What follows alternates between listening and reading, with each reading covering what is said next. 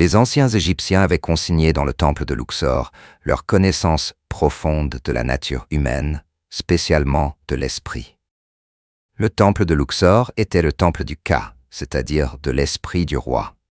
À travers le symbolisme de l'architecture de ce temple déchiffré par Schwaller de Lubitsch, de son décor et des inscriptions, ils ont mis en évidence leur compréhension de ce qu'est l'esprit, le moment de son émergence à partir du corps, et donc le lien étroit qui existe entre corps et esprit. Dans ce livre, j'établis des comparaisons entre des éléments qui sont consignés dans le temple de Luxor et les avancées contemporaines des neurosciences cognitives sur le processus de l'émergence et du fonctionnement de l'esprit, en m'appuyant principalement sur le neuroscientifique Antonio Damasio. Et le résultat est édifiant.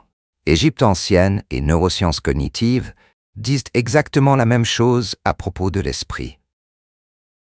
Cette connaissance objective de l'esprit avait été actée en Égypte ancienne vers 2500 ans avant notre ère, et elle s'était traduite par une rupture brutale et majeure dans les pratiques funéraires toujours en vigueur au niveau planétaire. En mettant en perspective ces connaissances anciennes avec les théories modernes sur l'esprit, mon ouvrage apporte un éclairage nouveau sur l'histoire des idées et l'évolution de notre compréhension de l'esprit humain. J'espère ainsi susciter l'intérêt des chercheurs en sciences cognitives, des historiens des sciences et du grand public passionnés par ces thématiques.